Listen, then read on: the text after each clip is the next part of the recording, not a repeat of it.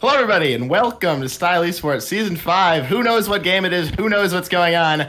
I really don't have a clue what's happening. It's Toxic Nature taking on We Are Poggers, our second attempt at a series today. The first one ended in a bit of a forfeit after a substitute did not quite arrive in time to make the game. So we spent another 20 minutes dealing with the client, and that has led us to the draft of this game that was also supposed to start 45 minutes ago.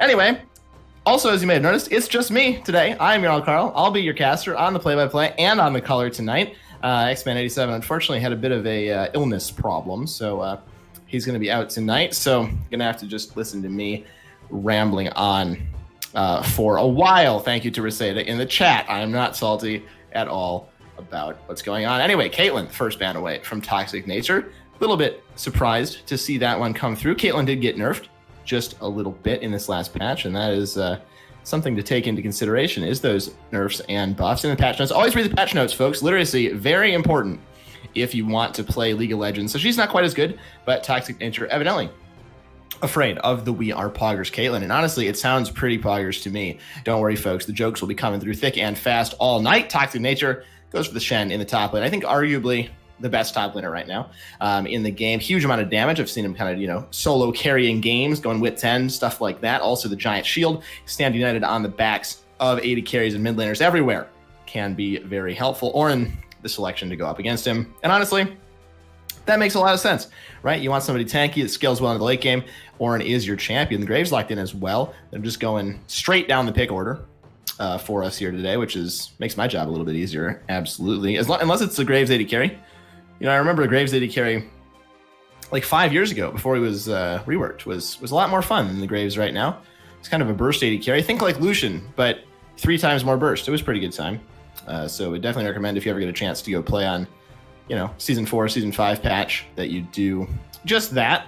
Was certainly quite a lot of fun. A lot of scaling already picked up on both sides, I'm noticing. The Kassadin, of course, a hyper late game scaler, as is the Ornn, with the items that he can upgrade, giving everybody, around 1,000, a little bit more than that in gold value. Total of 6 of those can be upgraded throughout the game for, around 7,500 gold value, which certainly it can be a lot coming through for him here, as Toxic Nature doing their best to make me ramble for as long as possible, running it down to the wire here before they pick up the Frost Archer for that marksman position. One would assume that's where that one's going to be going.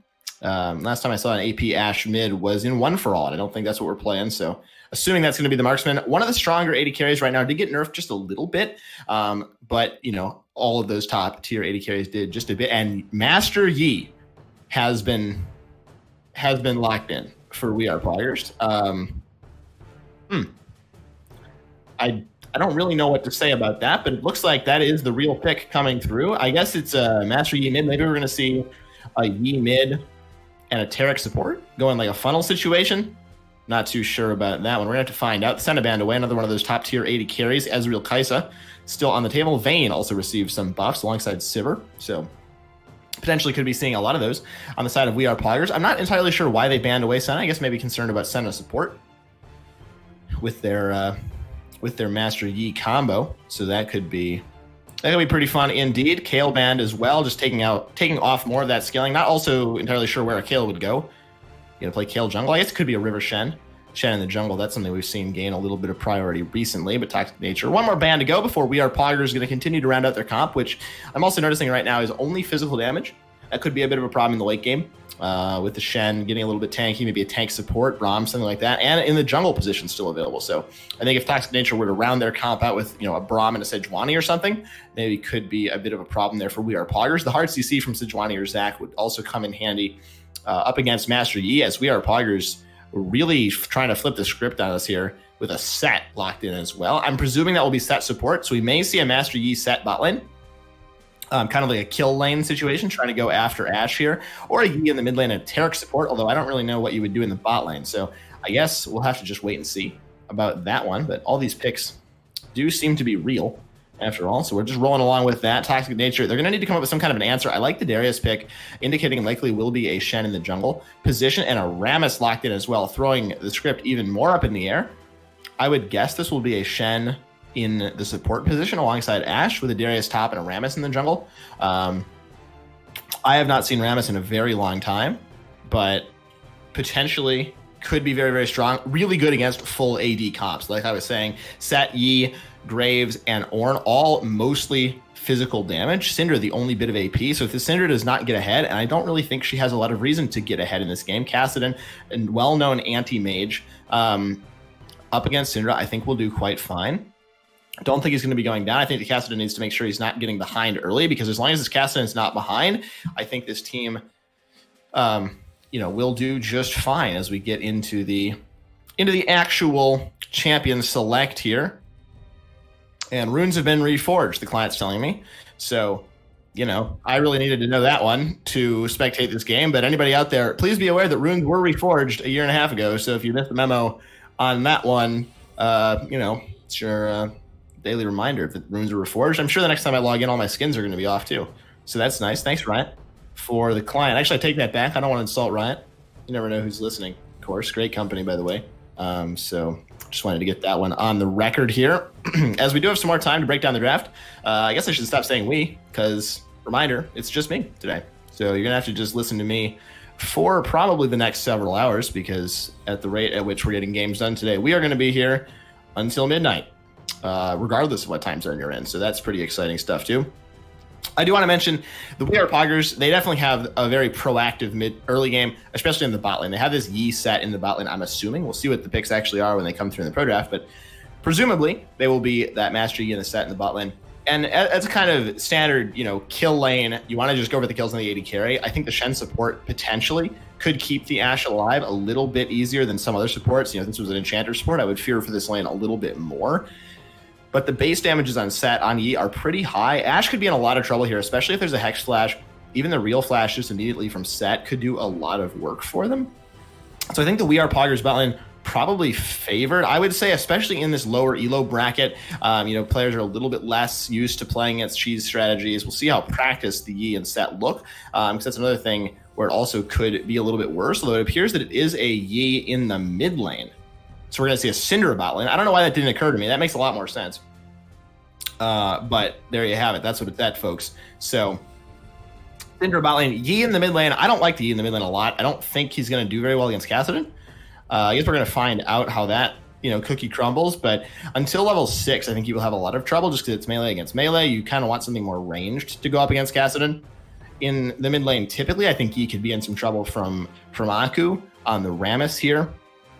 We'll see how that works out for him. We'll see where the Rammus wants to coordinate those ganks. I think we could see that in the top lane as well, just because you want to get Darius rolling. Of course, if Darius gets really far ahead, you can have a lot of problems. I like the composition, however, that Toxic Nature have drafted up against all of this AD. They have a lot of tanky members, Darius, Rammus, Shen. All of those are, at least bruisers or more. Rammus turns armor into AD. Rammus loves to build armor. Definitely will be able to do so. I think Chaos Fury and Panungaku in the bot lane are going to just need to keep themselves safe. You don't want to be going down. This is a very aggressive lane. Syndra is set. You get hit by the stun, you could get hit by the face breaker at the same time. A lot of problems could arise from that situation. So I think if you're the side of Toxic Danger, you want this Kassadin to scale, you want the Darius to get ahead, and you want the Rammus's tanky statistics just to stack themselves up. Leave the bot lane to itself. Maybe help it out a little bit, but you don't want to be getting kills from this lane. You want them to just be sitting back, farming safely, and then looking for those arrows in the mid game. Let Ashe be more of a utility character. Let the Kassadin, the Darius, and the Rammus be the ones that are actually doing the damage. If you're the side of We Are Poggers, I think this side, they want to, be controlling early in the bot and mid side. You want to be getting this Yi ahead. You want to be getting the bot lane ahead. Essentially the opposite strategy that Toxic Nature has in this game. I expect We Are Poggers to have control over the dragons in the early game. Sure, Rammus is pretty strong early, but if you have bot lane control, which I expect Desert Rose and Grappler to have, they should be able to translate that into a dragon. Maybe Aku can trade that with the Rift Herald, maybe try to go for some kind of a turret push in the top lane. I think this is going to be a game of two different sides of the map. Darius in the top lane up against that Yi Syndra combo in the bot lane. If Darius can get farther ahead, I think they can win. If Kuroko is able to snowball the dragons and the bot lane lead on the Master Yi and the Syndra, I think that We Are Poggers definitely could have the edge in that. And we might see two very fed champions go head to head in these team fights. Last point I'll make before we get set to load into the game, I do think that We Are Poggers may struggle a little bit sieging a turret just because they don't have any real range, right? Highest range member on their team is Syndra. she's not really known for her, long range auto attack. She's of course not a marksman. You have some pick potential with the Scout of the Week and the Ornhorn, but other than that, I think their sieging could be a little bit weak compared to Chaos's Fury volley spam, which could do a lot of work for them. So I think the stage is set for this. I think we're going to see this Darius versus the Yi Syndra combo. Who can carry harder? Whose team can help them succeed a little bit more? We'll find out all about that in game number 1 here between Toxic Nature and We Are Poggers in the Zon group. We're going to step aside while we load onto the Rift. We'll be right back.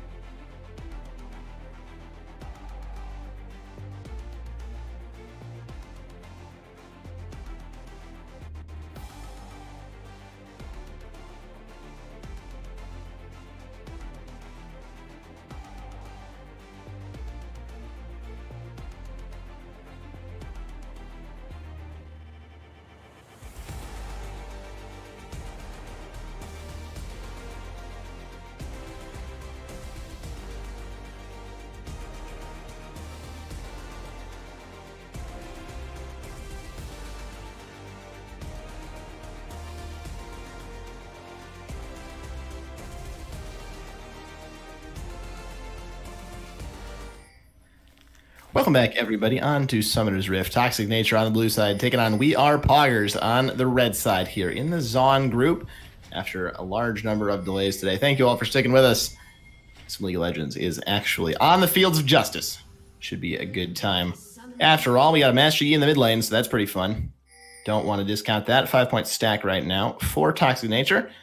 and the 5-point line of scrimmage for We Are Poggers, making it very clear nothing will happen at the level 1, which honestly, I don't know if I'm supposed to be excited about that or heartbroken about that, because of course, I do need to come up with something to talk about, but I also don't want to just yell myself hoarse during game number 1, so I'll figure out about that. I imagine we will see some fighting in this game. We have a Rammus, we have a Yi. These are champions that want to be fighting, that want to kind of be popping off. I'm excited about this bot lane specifically. We'll see how that works out. I would imagine that Desert Rose and Grappler would have the advantage up against Ashe and the Shen, but Shen is a champion that does a random amount of damage at random times, essentially. So I think that could be pretty fun to see come out. Definitely could be kind of hard carrying his team, potentially. So we'll watch out for that in the bot lane, as the buffs will be spawning in about 5 seconds. Junglers are going to both be starting at their red buffs, which is not something you see every day. So they're going to be in retrograde, as Axeman87 likes to say. I don't know how I feel about that term, but that is where they're starting. So likely will not be meeting each other in the early game at all. Going to be waiting for later on in this contest for that one. We also may have to pause occasionally for some sips of the water. Always stay hydrated out there. So make sure you got your beverage, got your snacks, got your popcorn ready for this game, of course. So figure out hydration breaks when appropriate. A little bit of a push in the bot lane. Chaos Fury shoving up against the Syndra and the Sat, whose name momentarily popped out of my head. The thing about Syndra is she's very useless at level 1 because there's no stun and there's not really any damage. So basically a ranged minion at level 1, so not going to get a whole lot done. Level 2 power spike there. Panagaku, a huge zone right now. Chaos Fury getting some minions behind that. So the We Are Poggers bot lane going to be pushed under their tower for the time being. Volley likely going to come out. There it is, landing onto Grappler. Just a little bit here, as not a whole lot has happened yet, much to my chagrin. In the early game, level 2 finally hit. Panagaku taking some damage from the minions. Watch out for those minions, folks. They will hurt a lot. Early game minions do definitely do. I'm apparently from the 1700s. A lot of damage to you, so you don't want to fight in a minion wave. That's very important, but a nice bit of pressure right now for the Toxic Nature side in the bot lane. Happy Sugar Life 99. Nice name. All caps, too. He was born with caps lock on, and he's not afraid to tell you all about that one. Got teleport on Yi, which to me seems a little bit counterintuitive, but maybe he knows something that I don't. We will find out about that one, too. There's just a lot of questions in this game. Will Chaos Fury get another CS as he misses 3 in a row? Grappler whiffs the Facebreaker as well, so it looks like it's just a day of misses down there in the bot lane. Wande in the mid lane. I believe he's a substitute, actually. So we have a substitute in the mid laner on this Kassadin. So that may also, impact the comms. Half the health off of no plans made. Up in the top lane. Has lost a lot of his health in there. Darius is a scary boy. I'm also surprised Darius has teleport. So I'm very surprised everybody that has teleport in this game has teleport, except for actually half of them. Kassadin and Ornn. Makes a lot of sense to me. Want to be TPing in. Aku in the mid lane is just kind of hanging out, looking for Sugar Life. Happy Sugar Life, I'm sorry. That's the Alpha Strike, and he was an Alpha, but here comes the roll from the Rammus the Flash, and the taunt is available. Looks like it's going to be first blood in favor of Aku.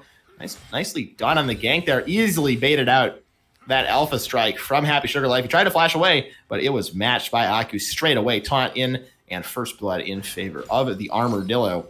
And that is definitely what you want to see here, folks.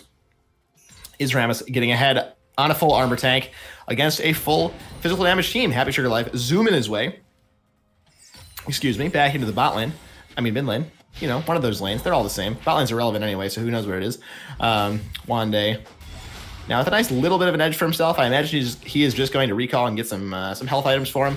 Maybe that Catalyst, and then continue. But meanwhile, on the bot, we got a taunt come through. Double stun, actually. Chaos Fury running himself away. Gets ignited, has to use the flash. As the Haymaker comes out as well. Chaos Fury does survive Shen, standing toe-to-toe, but here comes Aku. The flash forward from Desert Rose is going to pick up the kill on the enemy. 80 carry, Grappler running for his life. Taunt comes through, teleport being channeled as well. It's going to be Kassadin joining the fight. Wande, can he pick up a kill for himself? A little bit late. Scout of the week, knocked back to Desert Rose, going to finally get hit by that taunt, though, from the Shen, and the Kassadin picks up a kill. That is not what you want to see if you are We Are Poggers. This Kassadin getting rolling. A nice play in the bot lane. It looked like it was We Are Poggers' favorite, but in the end, it turned out that it was all Toxic Nature there. A lot expended to kill Chaos Fury, and in the end, it was just a little bit too much, unfortunately, for them. Expending just a bit too much from the Syndra. Died immediately to that Rammus when he joined his counter gank as well by Aku. Question in the chat: what division these teams are in? These teams are in the Zon group here in Style Esports Season 5, which I believe is the third group from the top. I have been wrong before,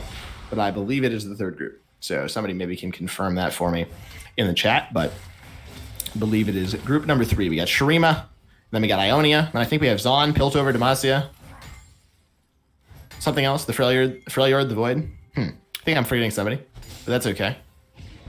We can puzzle about groups later. Little lore, connection there with our groups here in Style Esports. It's always pretty fun to make sure you learn the lore out there. It's a pretty good time. You can, stun your friends with your vast knowledge of League of Legends lore sometime when you're in a bar or a library, perhaps. Although you can't do that much anymore, at least in the United States. A lot of bars and libraries are closed because we got a bit of a virus going around. So definitely be careful about that when you are out there. But that's probably why we're watching League of Legends right now, as Aku smites away at Skull Crab, as Kuroko is saying, "Hey, I wanted that," but unfortunately not able to procure that one for himself. Happy Sugar Life taking a lot of cues to the face, but he's not taking a lot of damage while he does it. So not a lot going on there. Not a lot going on across the map, actually, right now. Dragon is up, but nobody has deigned to take that one. Cloud Dragon, one of the better early dragons in my mind, because 10%, is more effective when the cooldowns overall are higher. So that could be a nice boon to somebody that gets it. Ultimate's very key in this game, actually. I would say Call of the Forge God, very, very important. Riftwalk being a little bit lower cooldown always helps out just a bit. And the Ash Arrow is the other one I wanted to mention. It does a lot of impact there for an ultimate ability. So Cloud Dragon could be important for whatever team wants to pick it up. Neither jungler has really focused anywhere, which I'm a little surprised to see. Kuroko has mostly been hard farming, which is something I'm very stunned to have witnessed in this game, as we might actually see Kuroko on his way to the top lane. CatDogger could be in a bit of trouble. Apprehend has already gone out, flashed himself away, gets a little bit of movement speed from the Nimbus Cloak, but Call of the Forge God comes down and no plans made. Picks the kill for himself there on the Ornn. Stood up a little bit too far for a little bit too long. When you do that, Graves is going to come ruin your day. One kill back there for the Ornn. Shouldn't make too much difference in the long run. Darius still up some farm and still just a stronger champion in the early game. But, for now, it's going okay for no plans made. Looks like he was planning on winning his lane, as I also made a little joke about him in the pregame as well. He followed the stream. I said no plans made. Oh, it's good he doesn't have a plan made, because we're going to be here all night. So I hope you enjoyed that joke. We're moving right along from that, because it didn't sound as good the second time around, as most things do. Beauty fades. That's why it's beautiful. That's what Kindred says. So that's another lore fact that you can share with your friends at the aforementioned bar and or library. Perhaps there's a bar in the library, although that seems like it would lead to some problems reading. Anyway, I don't drink. I don't know what alcohol is. So definitely do not want to drink before you go on air, folks. That's very important. Or when you drive. Don't drink and drive. Also, a critical step in the process is Aku grabs the blue buff as well. Kuroko has been approximately 3 seconds behind him multiple times. Apprehend goes wide in the top lane. No plans made. Really starting to put down the punishment. I said that kill wasn't going to matter. He's trying to prove me wrong right now. CatDogger hits level 8. Misses his Q again. No plans made. Could be on the chase here. Bop in the face with the brittle proc, not quite. Didn't really mention the dragon went over, actually, in favor of Toxic Nature, so that's pretty exciting. A little bit of cooldown reduction for them on those Ash arrows. Next dragon going to be Infernal, up in about 3.5 minutes. A little surprised we haven't seen more action in the bot lane. I was all hyping it up in Champ Select, and then we had one big gank, and then nobody wants to fight. So that makes me a little bit sad. Nobody really wants to fight in this game, which also makes me sad, as somebody who does not have a color caster to hand this over to talk. I'm just stuck providing jokes for your viewing pleasure. So I hope you're not having that bad of a time. Try to be entertaining at least a little bit here. The poke getting a bit stronger in the mid lane right now, as Wande is starting to put that down on the Happy Sugar Life, who could go for the all-in at any time. But we'll have to see how that works out for him. There, Graves back in the top lane. I don't really know why Kuroko is focusing on this Ornn so much. That seems a bit puzzling to me. Also, if people have questions, you can drop them in the chat, since I am reading the chat today. Basically, my My entertainment is the chat. My color caster is the chat. Currently my entertainment, though, is this fight in the top lane as CatDogger could be in some trouble once again. Gets another heal, though, from the Q, but it's not going to be enough. No plans made. Picks up that kill. Aku's saying, wait, hold on just a minute. I got to back myself out of the situation. Tremors is down there. No plans made. Could be in some trouble. Smite onto him. Not going to find the kill there. Kuroko not able to help out his top laner in any sense, but another successful gank at the top lane. CatDogger goes down. I do still just have to wonder, though, if that really is worth it for this team. Sure, you're getting your Ornn ahead. That's very exciting stuff. But does it really matter if the Ornn is ahead? The Darius still going to likely be useful in the late game. The Ornn is going to be a little tankier. Maybe you're going to, take a little bit longer for the Ashe to take you down. But realistically, it's the Yi, it's the Syndra that you actually want ahead in this game. And I'm not entirely sure that Kuroko is focusing correctly on the bot side, to be perfectly honest with you. Because you want to focus on the bot side. You don't have a dragon. Your Yi is 0-1. Your Syndra's 1-1. This is not, and your Ornn's 2-0. This is not the scorelines that you want. If you could move the scorelines around, you'd be in a much better place. If this Yi doesn't get rolling, this Yi is going to be straight up useless in the late game. Cassidy will one-shot him. He's going to get hit by an arrow, or more realistically, he's just going to go in, and nothing's going to really come of that. So we'll have to wait and see. Looks like we're going to have a fight around this Herald. Multiple members converging on this. No plans made. Doesn't get towards that wall. Stand United on the back. No plans made. Does finally go down. CatDogger picks up that kill. Darius now back on the board. Herald going to go over in favor of Toxic Nature. At the same time, extending their gold lead just a little bit, over 1K, 1.5K, I would say right now. Wande, nice stab in the mid lane as he's going actually in with that Rift Walk. Happy Sugar Life 99 taking a lot of punishment right now from this Gaston, who is only going to get stronger. Rod of Age has already completed that early kill lead. Very, very helpful for him. Herald dropped in the mid lane as well for Toxic Nature. They are on to this one. Going to be going down. I would imagine they'll be able to kill the whole turret here with Shelly the Herald. You do want to drop that one a little bit later, but it wasn't that bad. At the end of the day, wave clear in the top from No Plans Made. Gets apprehended out of it, though. Takes some damage, but CatDogger a little bit low on the mana resource. He's going to be getting himself out of that one. Chaos Fury now, meanwhile, in the bot lane, able to get out with the Summoner Heal Teleport coming in. That's going to be Wanda. The Cassidy is joining, gets hit by the 1Q, but this could be the clean-up situation right now for Toxic Nature. There's the fight. Panugaku, I should say, going in, picking up the first kill for himself. Riftwalk out of that Haymaker. Auto attacks being tossed in there by Chaos Fury. Nice kiting around this one. Grappler is going to have to grapple with death, I should say, at the end of that situation. Chaos Fury picks up that kill. A nice even distribution. That's what you want to see in League of Legends and on your peanut butter and jelly sandwich, folks. Even distribution is critical to success, and it is Toxic Nature that are succeeding in this situation. They're up 3,500 gold. They've got the first Herald, they've gotten the first tower, and they're going to get their second dragon of the game, the Infernal. We'll see if it's going to be an Ocean or if it's going to be a Mountain Soul, but they are well on their way for that one right now. Doing it very well for themselves. 2,500 gold lead is nothing to scoff at 13 minutes into the game. Apprehend out of the dash forward there by this Ornn, but unfortunately CatDogger does not have any mana left. Call the Forge God flashed away from by CatDogger. Has to use that Summoner spell to get out of dodge. Likely going to stay in lane until he has the teleport available. Then he will go spend his 1,700 gold that he has in his pocket right now. But Happy Sugar Life is going to try to keep him from spending his gold under the tower. They're going to give the kill over to the E like they should. Very nicely done. Happy Sugar Life 99 able to secure that kill for himself. Pushing the top, and with the Highlander attack speed is coming through as well. Getting some more plates. The plates will die in 10 seconds, but I think it's going to be a little bit too late for them to take down that tower. Cassidy pushing in the mid lane as well. So a little bit of a damper there, but the Ornn, once again, the focus target. Everybody else on the side of Toxic Nature doing pretty well for themselves. So I think something to question still as we take a little bit of a breather, I think, right now. Look at the item builds we have coming through. We have a Rod of Ages, almost the Archangel's Staff as well from Wande in the mid lane. This Cassidy is well on his way to becoming very scary. And Chaos Fury on the Ashe, Blade of the Ruin King completed, and the GLP on the side of the Syndra. I'm a little surprised to see Electrocute and then the GLP build from the Syndra. Usually if you're going to go Electrocute, you want to just go Ludens into some damage. And my brain just turned off. Usually you want to go Luden's Echo in more damage if you're going to go Electrocute, and you want to go for that Glacial Augment build if you're going to go for the Super Soaker, the GLP, the Twin Shadows, those things. I'm not entirely sure if that's really true, but that to me seems, excuse me, like it should be accurate.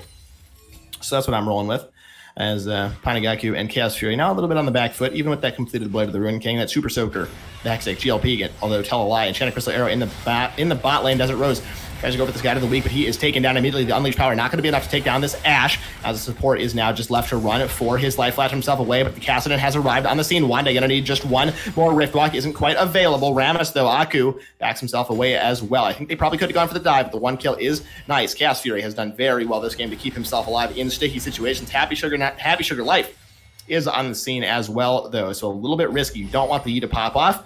Looks like it's just going to be the disengage called in by Toxic Nature right now. Clearing out some wards in the river and forcing their opponents back, as in the top lane, this kill deficit that CatDogger finds himself in has finally become enough to actually start losing the 1v1 very, very hard right now. No Plans Made, definitely in complete control of the lane for himself. Sunfire Cape completed.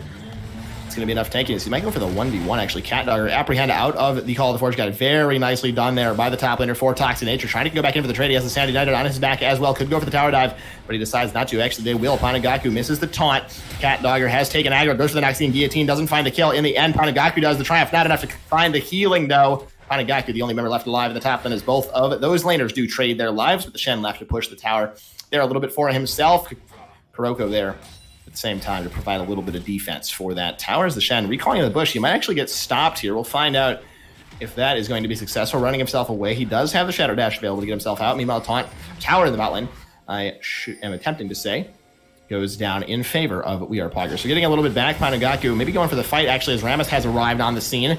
Kuroko getting himself away. Is the taunt going to be in range from Aku? Looks like it will not. He's forced to disengage in his various armadillo stances. Teleport now coming in. That's going to be CatDogger, just trying to get back to the lane for himself. Trinity Force is completed, so he should be in a pretty good situation here for himself. They might actually go for a little bit more of a dive. Kuroko jumps through the minion wave to make sure he's not going to get hit by that Rammus, as Aku and CatDogger are going to have to extricate themselves from this situation. I do feel Happy Sugar Life 99 is here. Highlander has been proc. CatDogger taking a lot of damage. This could be one kill for the E. This could be multiple kills for the E, but he gets taunted up immediately. He goes down almost immediately, but he trades the kill for the Darius. Aku now getting himself out, and in the end, it's a 1-for-1. The E picks up a kill, but he trades his life for the Darius. Not the worst trade at the end of the day. His Rage Blade, Winsu's Rage Blade, is completed. So that's pretty exciting for him. We'll be doing a little bit more damage closer and closer, I should say, to his full carry potentially, where he's at 2.5, 3 items, can go completely ham. On the other side, though, this Kassadin is scaling. 9 stacks in the Rout of Ages, 260 stacks on the Archangel's staff. That is a point that you definitely do not want to be at if you are the other side. You don't want to see the Kassadin across the board at 17 minutes that strong. He is he could be going places, folks. As Aku gets himself away with a little bit of a ball. Call the Forge comes out. Can he dodge it? No, he cannot. Shut down in favor of No Plans Made. This Ornn, I said earlier he wouldn't be able to carry the game. I still don't think he can, but he's definitely given me a run for my money on this one. Doing a lot of work for himself so far. 4-2 on this Ornn as we cross the 18-minute mark. Dragon is up in 10 seconds, and while it spawns, we're going to step aside for about 5 seconds while I enjoy a nice sip of my water.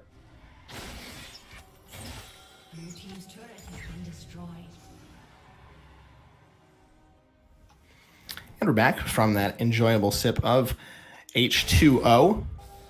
Always be sure to hydrate yourselves. We got a bit of a bush bait going on right now. 3 members there. The flash over the wall, as well as the Chanting Crystal Arrow. Desert Rose is gone before he even knows what hit him. Grappler goes down as well. It's a double kill for CatDogger. That Trinity Force really starting to turn him online. Teleport coming through. I'm not entirely sure this is super wise for No Plans Made, but he is very taunted up. I should say very tanky, rather, was what we were going for. But Happy Sugar Life has already died while I try to figure out what words are. A double kill now for Wande there on the Kassadin as a huge fight win in favor of Toxic Nature. They're going to be picking up their 3rd dragon of the game. Wande, a double kill for the Darius as well. Those are the members that you want to be strong. This Kassadin is quite scary. Stand United on his back. The flash as well. They're going to be going for the tower dive. The taunt under there from Panagaku. It's going to be another kill in favor of Toxic Nature. Wande gets himself away over the wall as well with the Rift Walk. Panagaku, a wonderful ultimate. 3rd dragon goes over. This is complete control right now for Toxic Nature. As I got to calm myself down after that fight. It was pretty thrilling, as the kills have actually been distributed very, very nicely right now on the Toxic Nature side. They have 3 kills on everybody except for Chaos Fury, who unfortunately only has 2. But hey, AD carry is an irrelevant role, so makes a lot of sense that they would give the kills to everybody except that AD carry member of their squad. The ultimates have been very, very clutch, though, from this Ashe thus far in the game. The Cloud Dragon helping that out immensely, I would say. As Chaos Fury, got to be a little careful you don't just get one shot by Master Yi. who has a tendency to do that, but it is a 2-item Ash, and he has a support nearby, so should be enough to keep himself alive through any situation. No Highlander on the Yi at any rate. Cat Dogger in the top lane. Trinity Force completed. Got those couple of kills, so he's a little bit stronger than he used to be. Kuroko finally gets a buff of his own. So that's definitely a check mark for the Graves right now. Been having things stolen from him all game. He's saying that's robbery. But sometimes that's just how it works out for you, as the Baron has been randomly started up at 20 minutes. Full vision control, though, for Toxic Nature. I actually like this play a lot. There's not a lot of risk here. You know multiple members are on the bot side for We Are Poggers, and if somebody comes to stop you, you just peel off it. No harm, no foul, but hey, nobody came to check it, and it's going to be a free Baron. Right over to Toxic Nature.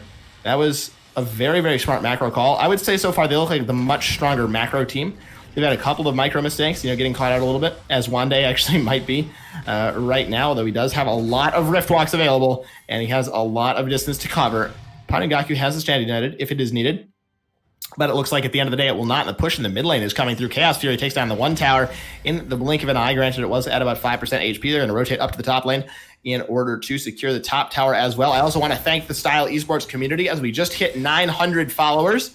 Very excited to see that. Thank you all so much for the support of the stream, even when it is just a solo cast, when one of the casters is gone past 30 minutes, technical issues, and it's literally just me making jokes the whole time. So we have a little bit of a stopwatch go down. That's not going to be reactivated, though, by no plans made. Happy Sugar Life is trying to do what he can. Noxine Guillotine goes across as well as the Enchanted Crystal Arrow. The Yi is already gone. Cat Dogger now on a killing spree on the Darius, redeeming himself from earlier on in the game, tanking the tower just to show everybody who is boss. No plans made, could be in a bit of trouble. Aku diving the tower right now. Tremors is on the flash, the taunt as well. This is going to be the full tower dive coming through. Cat Dogger now on a rampage. Kuroko trying to get himself away, but he is going to get jumped at again by this Armadillo. However, the shutdown did come through in the back. Panigaku did find himself going down. Aku tanking up for his teammate. That's going to be enough to secure the kill. It's almost the map-wide ace. It's the ace if you don't count the two people in the bot lane, just chilling with Kassadin.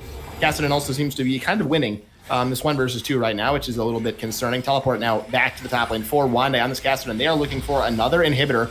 Actually, scratch that. It is the first inhibitor for them in this game, but nonetheless, they do have their sights set on it, and they will be securing it.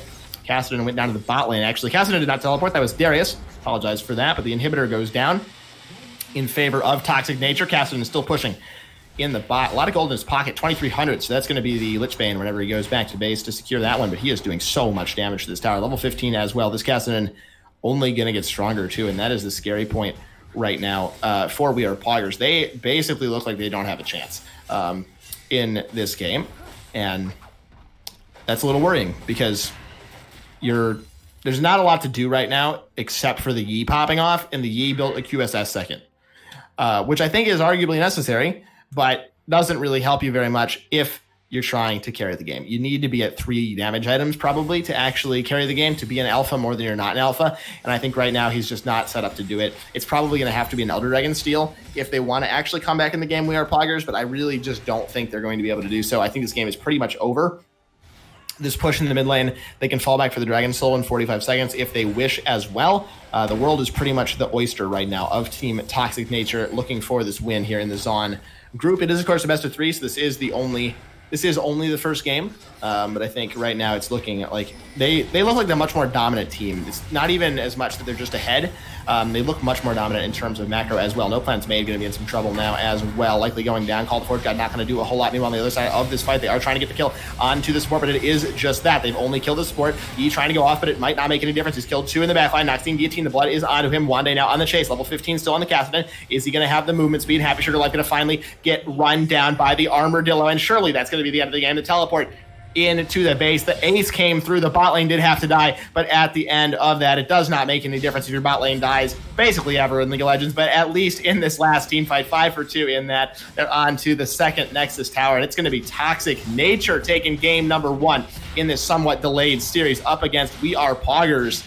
Very well played by them, I would say. They played around their win conditions in the early game. They let the Darius fall behind. The Kassadin is scaling up, got a couple of kills early. Nice teleports by him. Overall, a nice game by Toxic Nature. I think for We Are Poggers, they just need to play around their win conditions just a little bit more. I don't think it was an awful plan. It just didn't really end up working out. I think you want to be trying to get the Yi ahead, and unfortunately, he has to build the QSS too. That slows his build down a lot. And basically they were handicapped. He was not very useful. The full AD team also didn't help a lot, I think. So a little bit back to the drawing board for We Are Poggers. Toxic Nature, they look like the superior team right now, but it is a best of 3. Toxic Nature has not secured the series yet. We Are Poggers could be trying to come back in this one. We're going to step aside for a couple minutes as we prepare for game number 2, but we will return shortly with continuation of the series.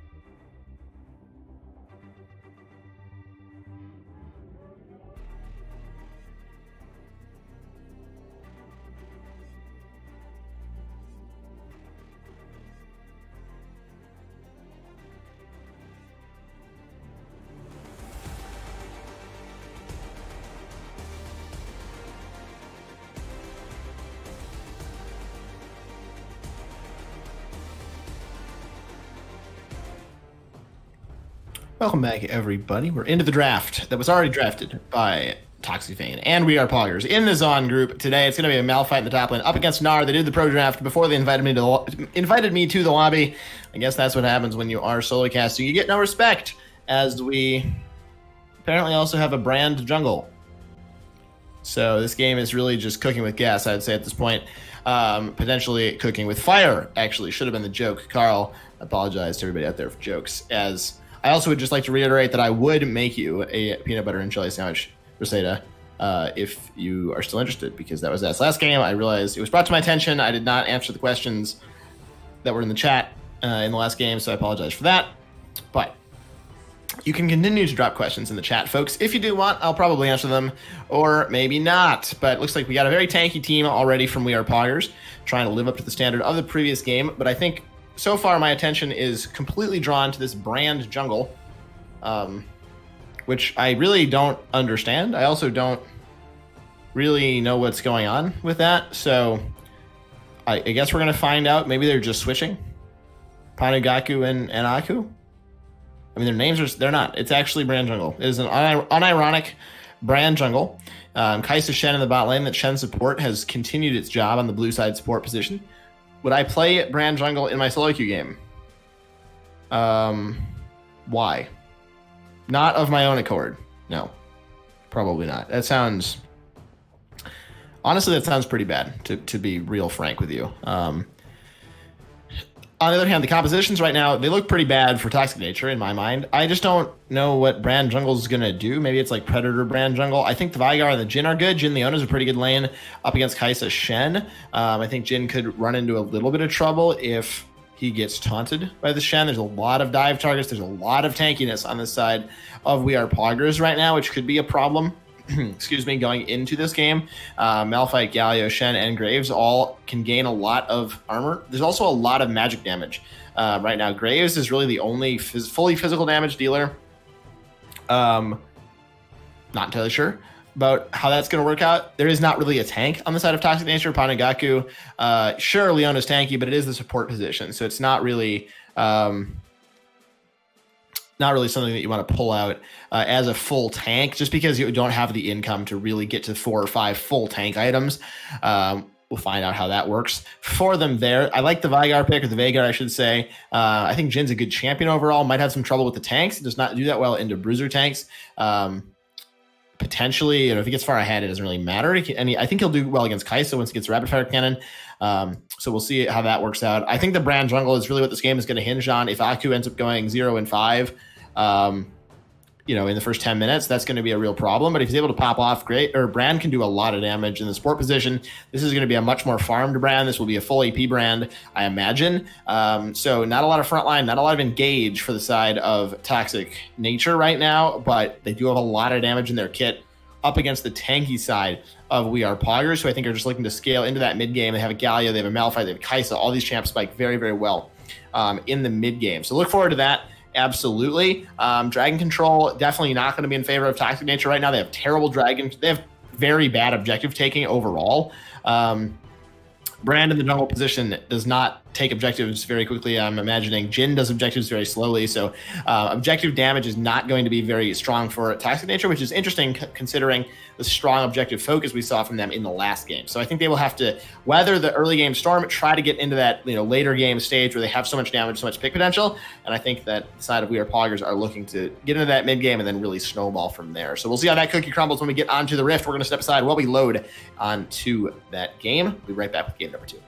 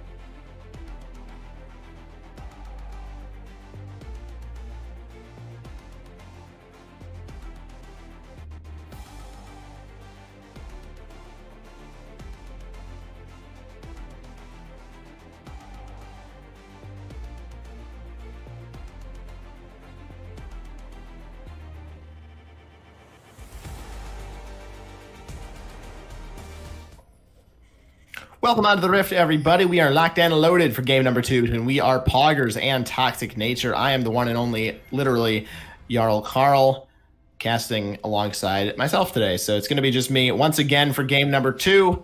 Here to remind everyone to stay hydrated out there. Very important, as we have 2 5-man invades on opposite sides of the map. So nobody going to find anybody anytime soon right now. So this could have been so exciting, too. We could have had a 5-man versus 5-man. My brain turned off again. 5-man versus 5-man in the early game. And instead, we're going to have a bunch of people sitting in bushes for a while. So that's a little sad. We may see Gnar walk into this bush, which is no longer going to have anyone in it. Well, this has just been a whole waste of time. These teams are... Oh, maybe not. No plans made. Living up to the name right now. Just kind of wandering in. Ward goes down. CatDogger is trying to die right now. He does not know how much he's playing with Fate. Throw the Q. Throw a Q. Puts the ward down. No, don't run at him. Run away from him. Throws out the boomerang. Wande gets a little bit of a stack there. That's 1 AP. That could be big. And likely won't. CatDogger once again trying to die. No, don't go that way. He's going to have to flash. He's going to definitely have to flash. And jumped on towards... Yeah, he does have to flash himself away. Not a great start for CatDogger here in this game on the Gnar. Happy Sugar Life 99 on the Galio. Should be a pretty safe lane for him. Veigar does not really have the damage this early on in the game to blow up a Galio, but the auto attacks coming through in the range versus melee could be a little bit oppressive there, as we see a couple of those rolling in there from Wande. So nice little start for the Veigar. This is the Q there, unfortunately, but not a lot to come of this early game just yet, as Gnar did lose that flash. Wande is going to have to flash as well, flashing away from the Graves Q. Level 2 versus level 1 in the mid lane means that Summoner is down now for the Star on the Cassidy. In the last game on the Veigar right now, trying to be the Little Magician, as actually the Little Magician, I think, was Martin Van Buren, one of the American president's nicknames. So I believe he was called the Little Magician. One of the presidents was called the Little Magician, so you can look that up if you want. And again, impress your friends with that in the bar or the library bar, as all of the Owl Girl told us in the last game could be a place. Sounds like a good place once the quarantine is over. I myself should like to visit one. But back to the League of Legends game. Brand, I almost said roaming from the bot lane, but he is in fact the jungler, out farming his opponent. I don't really know what this is. We're going to see what happens in the mid lane. Aku coming in for the gank, going to get knocked up. Could be going down straight away. The flash away, not going to get anything done for him there. Stun goes down though, on to Kuroko, but not going to be falling anytime soon. Wande throwing back some auto attacks. Event Horizon not quite going to find anything there. Happy Sugar Life walks away. The Brand dying immediately in the early game. That is what I did not want to see. I said 0-5 by 10 minutes means lost game. We'll see if that trend continues.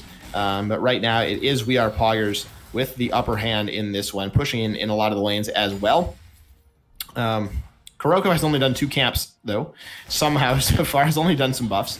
But it's working out for him here at the end. Grabs his blue buffs. So he's up to 3 camps. They're all buffs so far. CatDogger on the tower gets flashed on. Auto attack through. Gnar just dies instantly. Wande, meanwhile, in the mid lane, Knight is down onto Warzam. Happy Sugar Free Life going to be traded back, though, with the Ignite from Wande, as Aku is now here. Stun lands onto Kuroko. W at the same time. Dark Harvest proc in favor of this Brand, but no kill going to come through from that. A nice little trade there, as meanwhile, the top lane, or as we saw previously in the top lane, CatDogger just got solo killed. Wasn't quite able to get Mega before that flash auto attack with the Eon came through from no plans made. That was very well done, as it was Martin Van Buren. I appreciate that fact check for Seda, we are going to have to move on to this fight. Zenith Blade goes well wide, as does the Deadly Flourish, as Chaos Fury and Panagaku whiff everything in the bot lane, and everybody gets them away, as this stream has now turned into President's Trivia, the American version. So if you're not from America, and really, honestly, even if you are from America, I apologize. So we're going to try to move on from that. Wande farming up in the mid lane. We can get a little bit of a stack check-in right now, as he has 30 stacks, 30 extra AP so far. Actually getting himself away from a bit of a taunt right now. Stun goes down from the Event Horizon. A little bit of science onto Kuroko. That's a lot of damage traded back onto the Graves, as CatDogger also pushing into the top lane. Looks like this might be a bit of an AP malfight as well. Has the book, the Amplifying Tome, actually the Fiendish Codex, I should say, in his pocket right now. This could be a full AP Malphite, which I think would be quite scary. Taunt goes down in the bot lane. A lot of damage onto Chaos Fury. That's the ultimate, or the passive, I should say, proc from Desert Rose. You can hit with the Deadly Flourish and stop. Grappler takes a lot of damage. Sun comes through from the Leona. Engage does continue to flash from Chaos Fury into the backline onto Grappler, trying to pick up the kill on the enemy support before he goes down. They will be traded back, though. The support picks up the kill. It's the Leona likely going to be falling here at the end of the situation. Teleport coming in. It's going to be the Galio who is here now. Panagaku, no chance to get out of this situation, I don't feel, but his jungler did secure the Dragon, Infernal Dragon, in favor of Toxic Natures. The E in the wall is failed there. Brand has arrived on the scene. Aku very, very low, though. Not a lot going to come of that one. Everybody backs himself away. 1-for-1 in the bot lane. Kill in favor, though, of Panagaku and Desert Rose, so probably favoring the We Are Poggers bot lane just a little bit. Dragon, though, went over in favor of Toxic Nature, probably evening up that score. Just a shade, about 1,000 gold now in the deficit column for Toxic Nature, trying to make this a clean 2-0 series. We Are Poggers attempting to stretch my hydration and voice and series to a game number 3 and go the full distance on this one. No plans made. Ultimate available, though, so Unstoppable Force could be very, very scary. Wande, though, is going to need to look out for bigger provinces. The Galio has engaged on him. No chance to get out of that situation. Kuroko now on a killing spree on this Graves, looking much stronger than he did in game number 1. Very well done there for him. Unstoppable Force now in the top lane. CatDogger gets himself away. Can he survive the situation? Yes, he can. Unstoppable Force going to be down for quite a long time now. That's not really what you want to see. That first ultimate from champions that are very ultimate reliant from, TF, Rise, Nocturne, Malphite. You always want to have a large impact. That one did not quite have such an impact. Wande, trying to farm some minions, is able to secure those two for himself. Aku onto sugar-free life right now. Happy sugar life. I don't know where I came up with sugar-free. It doesn't matter. He's dead. Who knows what his name is? Doesn't make any difference. He's in the death chamber for the next 12 seconds. That kill going over. Very well done. Nice little pick found by Toxic Nature. They're trying to stay in the game, but so far they just don't look like they're quite able to do so. This Brand jungle, a very strange pick, I do feel, for them here. But potentially could have a lot of work getting done in late game. Once it gets to those Runic Echoes, that item does a lot of damage, as seen on, Nidalee in the jungle. A lot of ability power, empowering those abilities, exactly as the item, as the statistic does say. Wande in the mid lane, just pushing it in. Galio doesn't really 1v1 have any way that he can deal with the Veigar, but with Kuroko there, it's relatively easy to engage on to that Yordle. So he's got to be a little bit careful. Wande does track the jungler, something that he would want to do as well, try to get Aku on. Aku also just doesn't have that much priority to go wandering in by himself. If Kuroko finds this Graves, all he has to do, if he dodges the stun, that should be a pretty free kill. So that's a little bit worrying. For this Brand, who is just, pretty far behind the Graves right now, about 600 gold behind, as we really haven't seen a lot of ganks this game other than Kuroko's ganks in the mid lane. Aku has been trying to run around a little bit, but a lot of this has been focused in the mid lane. The bot lanes have been pretty isolated. The Kai'Sa went for a BF sword first, actually, which surprises me. Just a shade. I think we're going to see a fight. Yeah, that's the taunt and the flash coming through, as well as the killer instant Chaos Fury. Doesn't stand a chance to survive that situation. Panagaku just trying to get himself away. Meanwhile, in the mid lane, Event Horizon is down. Happy Sugar Life trying to get himself out of this situation, but he is very, very low. That is the Primordial Burst, but he does have the Shen ult on his back. He's not going to be going down. Keeps himself like Kuroko is now here, as well as the taunt comes across. Aku is just going to get stunned out of this situation, taken down. Kuroko picks up his 4th kill of the game. Graves, very, very scary. I think after that Stand United came through, you just had to back away if you were Toxic Nature. Realize you weren't going to get the kill. Aku not playing it with that much of a brain, I don't feel, in this game, as CatDogger in the top lane flashes himself away, but it doesn't make any difference. Goes down. Meanwhile, in the mid lane, Wande has to flash out of Kuroko's engagement there, as everything is just turning up in favor of We Are Poggers right now, looking like a completely different team than we saw in game number 1. The Kai'Sa is strong, the Malphite's strong, the Graves is strong as well.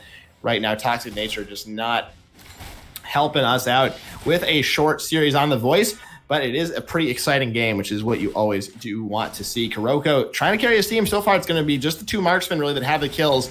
This could get scary as the game goes later, if the Veigar are able to scale up sufficiently, but the real question is, will they have the time to do so? It's a minute until the dragon comes up. We'll see if there's any contest on that. That is something that Toxic Nature would want to start trying to get rolling if they are going to actually come back and win this game, would be that Dragon Soul.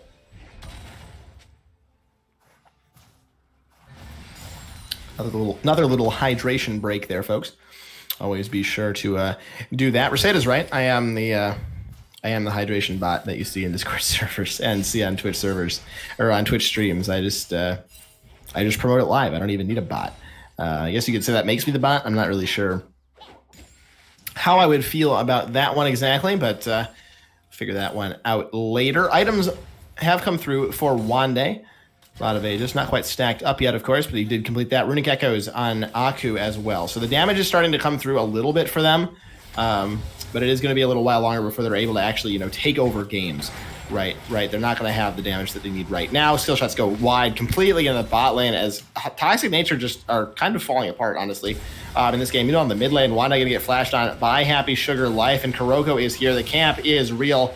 Wande doesn't really stand a chance to get out of this one. Collateral damage secures the kill. Unstoppable on the Graves. That is that one kill. They can probably transition that into this dragon as well. Aku in the area. Chaos Fury and Anugaku are here as well. Aku playing with fire. Stun does land. There's the Deadly Flourish. A little bit of a root. Hero's Entrance is called in, but Aku could be also trouble. Killer's Instinct goes in. One more auto attack. Desert Rose, very nicely played. Flashed himself back out with that last auto attack. It's going to be the dragon now picked up for We Are Poggers. Very much in control of this game right now. 3,500 gold in the lead for themselves. And is pretty much the same lead that we saw in the last game, just on the other side of the table right now. And I think a lot of this just comes down to the draft and the camp in the mid lane. Aku just doesn't have the same presence that a Graves does. I don't know why there's a Brand in the jungle. It seems very, very strange to me. But that is the selection that came through for them. I don't really know what's going on with that one, but maybe in the late game it could have a lot of impact, but thus far it has done basically nothing. You're really just preying on the ultimate in the late game. Also, this Gnar on the top lane has been getting styled on. Unstoppable Force comes across. No plans made on a killing spree. Meanwhile, the bot lane Solar Flare down onto Desert Rose. He's going to get shut down in return. That 600 gold in favor of the Jhin. That could be a little bit meaningful. Grappling on, getting himself away. Teleport been called in. It's going to be Happy Sugar Life arriving on the Galio. Double taunt goes down. Is the Shadow Dash available as well? Chaos Fury trying to kite himself out, but he's not going to be able to survive this situation. Panagaku now has to just run for the hills on the Leona. The invade is coming in from Aku, but it's probably not worth it, you'd have to feel, at the end of the day. Both AD carries go down. Kuroko now onto Wande. Once again, we've seen this movie before. Likely know how it ends, but I think we're going to get a bit of a different ending on this one as Kuroko is actually going to continue the chase. Teleport comes in, but it's just going to be too late. Wande's got to get himself out of dodge. He loses some movement speed from that shard from the Malphite as Kuroko able to pick up the kill. Dominating now, but he could get shut down. That's the Stand United on his back. Cat Dogger throwing in the auto attacks. One more over the wall. Not going to be enough. It's blocked by that W from the Shen. Beautifully played by that Grappler. Going to get stunned up, though. The Brand passives are doing a lot of damage. Cat Dogger maybe looking to go for a bit of a re-engage, but it's a 2-level deficit against no plans made. Grappler here to provide a bit of support as well. Kuroko, once again, backing out of that situation. Stays alive. Shutdown still on his head. That's going to be 900 gold at the least onto anybody who picks up that kill for himself. Is Aku on some vision right now. I think he's going to be okay. Shouldn't be going down, but this Shen has been in a pretty bad spot this entire game. I'm not totally sold on it thus far, but that's okay. We'll see how it works out as we get on into the later stages of the game. One dragon apiece. It will be an Ocean Soul this game, which is always a very, very coveted soul. Of course, sorry about that. As turret plating almost down. It's been pretty even across the map. A couple of plates taken on each side, but no major pushing really has been done. No heralds taken yet either, which really has facilitated that. Still on the map. I imagine somebody will go for it eventually, but just hasn't been that high a priority. Both AD carries have finished their first item, as have all of the laners, except for Cat Dogger, who's just a little bit farther behind. But it is the Storm Razor and the Essence Reaver completed for the Jhin and the Kai'Sa, respectively. I don't love the Essence Reaver start by Kai'Sa. I don't think that build is really, honestly, that good. But perhaps they feel otherwise. Cat Dogger going very aggressive against no plans made. I'm not really sure why. I think just going to die where he stands under the tower, going down. No plans made. There's the kill as Cat Dogger just kind of died for no reason. I don't really know what the plan was on that one. Wande getting engaged on as well in the mid. Happy Sugar Life back and away, although could take a lot of damage from this Veigar. Does more, of course, when he is lower HP, the opponent, with that Primordial Burst, but not going to be enough to pick up the kill. Happy Sugar Life does survive back to half HP. Another Event Horizon comes down, though. This could be the full engage, actually, by Wande. If he's able to land the Q, has to get the Primordial Burst to come through. Yes, he does. That's a nice solo kill in the mid lane. The Veigar should survive as well. He does so. Very nicely done. One kill finally back in favor of Toxic Nature. They get themselves back on the board. Still down around 3,000 gold. A little bit less than that. Aku now joining in the bot lane for this fight. See if they're able to find anything out of the bush. If Desert Rose and Grappler walk themselves out or walk themselves up away from the turret, but it looks like right now they're staying pretty much stationary for the time being. Here's the bait. Oh, you gotta go for the stun right now. Find the stun on the Shen. That's not the target that you do want. Teleports are being called in. Brand Ultimate does come out as well. The passive is down, but this looks like a terrible fight right now for Toxic Nature as Kuroko is here as well. Chaos Fury's already gone. Aku soon to follow as No Plans Made has arrived on the situation. Unstoppable Force just off of cooldown picks up the kill there as Panugaku once again just has to run for the hills. I think the tower will be taken maybe in the top lane there by the Gnar in exchange with the Herald dropping the bot as well. A massive push right now in favor of We Are Poggers. That tower very likely going to be falling. Will be traded for the tower in the top end, but the Dragon up in 20 seconds at the same time. And that should be picked up by We Are Poggers, consolidating their lead right now, up 4,500 gold, a little bit more than that. Panugaku could be in some trouble as well. No Plans Made in the event horizon, but the Leona left out to dry. No flash available as well. Going to be going down very surely. There it is. Blue tower destroyed in the top. I think just a little bit too late for this team, as it looks like I would say we're headed to a game number 3. Realistically, this doesn't really look comebackable for Toxic Nature right now, which is a little bit unfortunate.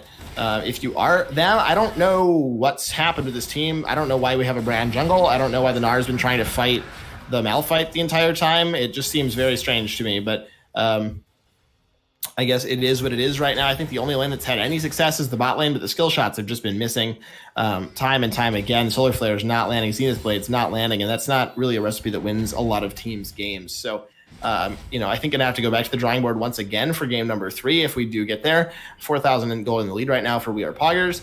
They look like a much stronger team. Every member, once again, is pretty strong as well,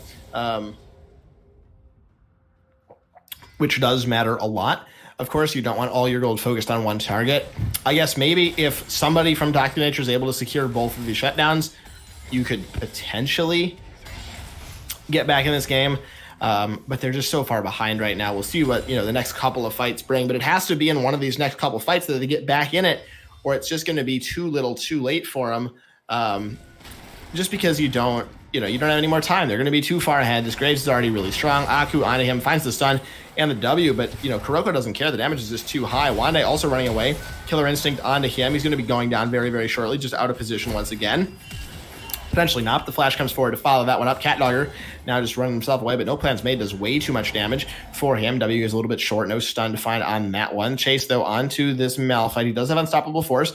Does also have Flash, and his team is arriving. Hero's Entrance isn't quite available. There's the Gnar into the wall. Gets stunned up again by the Brand. But the fight does continue as well. Sandy United was on his back. The Shen has arrived. That's the Unstoppable Force. Finds that one onto Panugaku as the Jin is finally in this fight, but he doesn't do a whole lot of damage. No Plans Made. Running himself away back toward the alcove. Leona very low, taking a lot of damage from this guy. The flash and the auto attack with the passive is going to be enough. The taunt as well onto Jin. Flash himself away, get some movement speed with that Nimbus Cloak back in for the knockup. That's going to be enough to secure the kill. No Plans Made is dominating. Catdogger has nothing to do but run for the hills, get himself out of that situation, as this game very, very clearly looks to be in the hands of We Are Poggers right now. They are dominating across the map. They're up 7,000 gold right now. An absolute huge lead at only 18 minutes into the game. Toxic Nature, they are going to need to come up with a miracle if they actually want to win this game. And while we think about that miracle, I'm going to take another hydration break.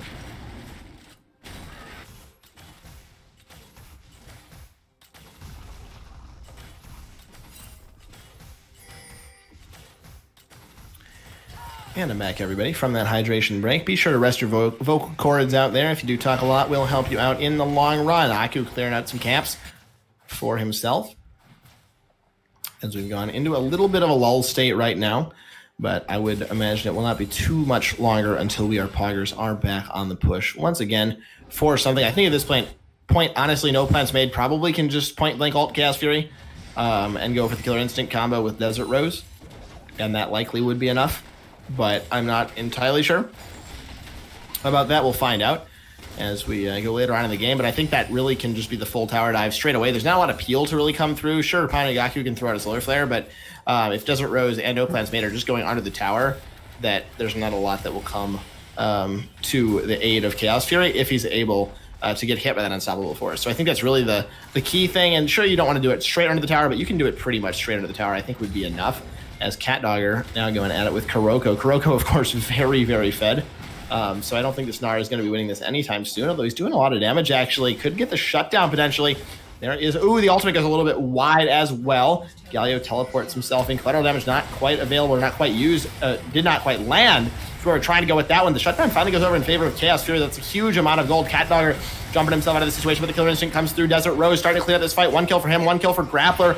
At the same time, Aku on the back trying to throw in a bit of fire, but it's not going to be enough. He is just extinguished almost immediately. Having to walk back toward the mid lane. Tower goes down in the top lane. Tower is going to fall. Inhibitor Tower could fall straight away after that if they continue the push once they get another wave of minions, or they can back off to the Baron, or back off toward that third Ocean Dragon. The world is their oyster right now. Aku is here. Maybe going to try to stop a couple of recalls, but he's so weak. The flash over the wall. Oh my goodness, that was aggressive. Desert Rose maybe going to go down. I don't think so, though, as that turned out to be mostly just an int for him there. Pushing the bot lane from Wande gets a little bit stronger given that delay, but he's not going to be enough to take down this tower, I don't think. And basically nothing gained there for that flash. CatDogger maybe going to stop the recall of Desert Rose. I would not put it past Desert Rose to win this 1v1. Especially once the Killer Instinct comes back up. Yeah, this should be actually a winning fight right now. Oh, misses the Gnar. CatDogger misses every ability, and he is going to be going down. I think just a little bit on tilt right now. There's the Killer Instinct. It came back off cooldown. You might as well use it. Desert Rose securing the kill there for himself, just adding insult to injury on CatDogger. That's pretty unfortunate. The Baron is on the cards right now. I think they can probably just go for it. There's nobody really to contest it. Their Baron is pretty quick. They do have that Kaisa with the passive. That will get a lot of work done. Of course. They could also do... Oh, they're going for the really gutsy call. They're going to go for the third dragon and the Baron at the same time. The 2-man Baron and the 1-man dragon. So that's odd. The ward went down, though, so the spot on the Baron is out. Kuroko going to be able to cleanly secure this. I do think he has 2-level lead. Shouldn't be able to get that stolen away. He does not. Kuroko, collateral damage doesn't quite get him out, but he's able to dash over the wall with quick draw as this Baron is still going on. Honestly, Toxic Nature, they saw it being done and didn't do anything about it. I'm a little bit surprised that we didn't see a contest. Not too sure why that happened, but in the end, Baron is going over in favor of We Are Poggers. The fight is going to continue as well. Killer Instinct over the wall. At the same time, Solar Flare onto that AD carry, but it's only going to slow him down just for a little bit. Legendary now as CatDogger goes down. Panagaku going to fall straight away after that one as Wande takes a lot of damage from the upgraded Q. Bit of a disengage comes through from the side of We Are Poggers, getting themselves away with the Baron buff on all 5 members. This should just take one more push. Excuse me, I would imagine for them before they're actually able to secure the end of this game for themselves and send us to a game number 3. In this series, the 6-1 Kaisa and 8-0 Malphite. These are the champion scorelines that you do want to see. They have a lot of gold in their pocket, but I guess not going to go try and spend it. They are healing up the Ocean Dragon. Kaisa did go back, so that's nice for them. Get a little bit of health in their AD carry, always very important. And the purchases. She got the Nashor's Tooth and a serrated Dirk for a little bit of lethality. Nice little Kaisa build that people have been going for a little bit more recently is that little bit of lethality. Dive on the tower is coming through. No plans made. Is looking for this, but no ultimate quite available. Happy Sugar Life taken very low. Could be going down. Kaisa finally has arrived on the scene. No plans made. Takes a lot of damage as well. Curtain Call comes out. He could be in a lot of trouble on this Malphite. Is going to fall over the wall onto Wande. Is he able to kill the kill? Yes, he is. Just adding insult to injury. Rubbing salt in the wound on this one. 1 for 1. Traded out right now. One tower has fallen, though. It may look for a little bit more. Panagaku goes a little bit short with Solar Flare. I'm not sure this is the fight that they want to take. The counter engage is coming through now. Kuroko, more skills have been missed. Smoke screen goes down, does a lot of work for them. Baron buff minions are pushing in favor of We Are Poggers at the current moment. Sorry about that. Hit the mic stand. Desert Rose still chilling in the mid lane. He has a huge point of power for this team right now, as are all the members. Red buff stolen away. Grappler could be looking for the kill here. Taunt goes down. There's the hero's entrance as well. Desert Rose is here. Aku, he might have Zania, but it's not going to buy him that much time. Taunted up and taken down. Desert Rose now on a rampage. Grappler backing himself for some fruit. And the push in the mid lane comes through. This game I don't think is going to take a whole lot longer, but we will see if any sort of a miracle fight can take place. Inhibitor Tower is now the one under fire. A little bit of an Event Horizon. Finds the stun onto Kuroko, but just for the time being, nothing more going to come of that one. Just a bit of a congregation right now in the mid lane. They have a lot of gold in their pocket. I'm surprised they haven't spent. We have Kuroko with 1,700, 900 on the Kaisa. I guess they don't really need to go spend that, but they're just kind of wandering around. They could also just wait for the dragon. That's a super safe bet, essentially, at this point. So a lot of things that can go right in favor of We Are Poggers right now. They basically it would be very hard for them, I think, at this point to throw the game. They're going to go for the fight, though. Panagaku has died immediately, as has Wande. A nice double kill at the start of the fight. Surely that's going to be curtains, though. Kuroko, maybe losing his mind just a bit, goes over the wall into the middle of the base. Stand United is on his back. Shen as well. Desert Rose picks up that kill. Unstoppable now. Kuroko has gone down. Aku picks up that kill. No plans made. Goes to the stopwatch under the tower, but he could be in a bit of trouble right now. Desert Rose as well could be the flash forward from Chaos Fury. The fourth shot goes down onto no plans made. That's not going to be a whole lot for them there. The dive comes through, continuing onto the base right now, as that is the clean ace. It's just Panagaku that is left alive, and surely nothing more can be done. The ace came through 3 versus 1, I should say. AD carry is still alive. Onto that first tower, trying to take it down to half HP. They're playing very conservatively, I would say. The Jhin is back alive, with the Veigar, rather, on that one. Leona goes in, going to go down very, very low. Desert Rose now dominating the kill on to Panagaku, but Nara's here as well. Desert Rose tries to go back in, just going to get blown up in the base. I do think actually still alive. Talk goes down onto the Nar, but he does heal with the Triumph. Can they take him down very, very low? Yes, they will. Wande now the only member left alive, but he is now joined by Aku. Both of these mages are alive right now. The support and the mid lane are the only members up for We Are Poggers, I should say, as Toxic Nature are fighting back in this one. That's the shutdown going over in favor of Jhin. 40 seconds away from the Dragon. Teleport actually in the mid lane from no plans made. Not entirely sure about that one. Tower does go down, however, and he should be able to get himself away and secure the Ocean Soul for his team. Aku now going for a bit of a sweep, but he could be in some trouble here. Could just get picked off by no plans made. Where's the ultimate coming through? There it is. Couple more auto attacks could be enough to seal the fate of this brand. Kuroko has arrived. Will he take the kill? Yes, he will. Finally securing that one. Wande backing himself off, going back to the base at the same time. Ocean Soul going to be collected in favor of We Are Poggers. Pretty exciting for them there. That should be enough to close out the game here relatively shortly, although the game is still continuing, which I find somewhat hard to believe given we have an 11,000 gold lead. I'm very surprised they were not able to end the game on that last push, but at least they should be relatively close to winning any fight they take. I don't think that kind of a throw can really happen again. If they have this Ocean Soul, it would be healing up a lot. They can move over to the Baron if they want as well.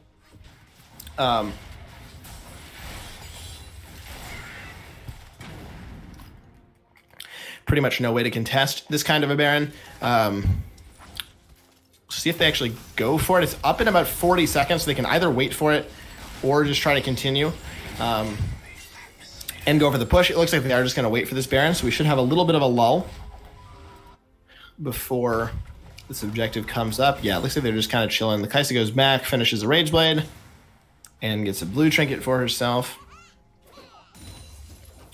Whereas on the side of Toxic Nature, they're just kind of hanging out, trying to clear some minions in their base. They don't really have a lot to do, other than simply wait and see what happens with We Are Poggers. We Are Poggers completely in the driver's seat, of course. They will go take the Baron pretty much uncontested, and then probably run it down mid and look to end the game. Would be my assumption of the situation right now.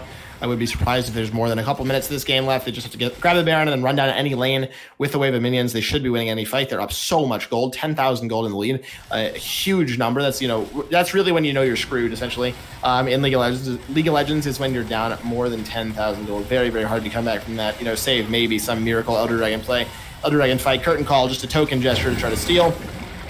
That goes over to We Are Poggers, who once again have looked like a much better team in this game. Toxic Nature really looked like they're just kind of, I don't want to say it looks like they're trolling around, but they haven't looked crisp. They have not looked as clean as they did in game number 1. And that's something that, maybe they should work on going back into game number 2, or game number 3 rather, because this certainly is going to 3. It's the last chance to look strong. We'll see if Toxic Nature can do that. They have one more fight to attempt to save the game here for themselves, but I really don't feel that it's going to be successful. No plans made. Walk into the base. Kuroko going to find Aku, but I don't really think Aku wants to be in this situation. Smoke screen up. He's going to get one shot. Goes to the Zani. The dive of the base is coming through. That's the ultimate in the backline by the Kaisa. Does so much damage, and she is keeping herself safe. Heroes Under actually not keeping herself. She finally goes down. Kaisa is out, but it doesn't make any difference. 3 members have fallen already. They make that 4 for Toxic Nature. Panagaku, now just the Leona left alive. He's going to be going down. It's the clean ace, and that is going to be the end of this one, folks. It is We Are Poggers evening up the game score 1-1. They look like a much better team in this game than game number 1. A much better draft, and I think honestly just kind of a troll draft there by Toxic Nature. Not sure why they went for the brand jungle. I do not understand that at all.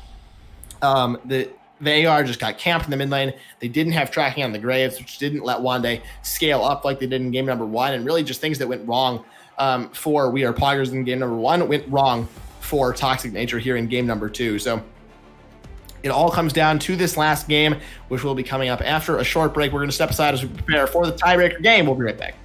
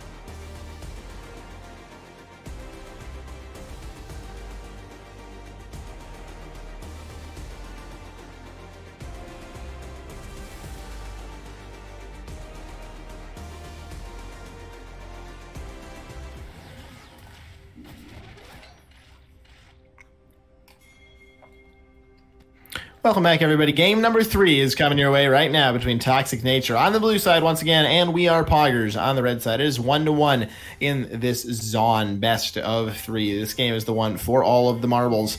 We're 25 seconds to the game, and we could be meeting here early on in the game. We'll see if an invade comes through, potentially.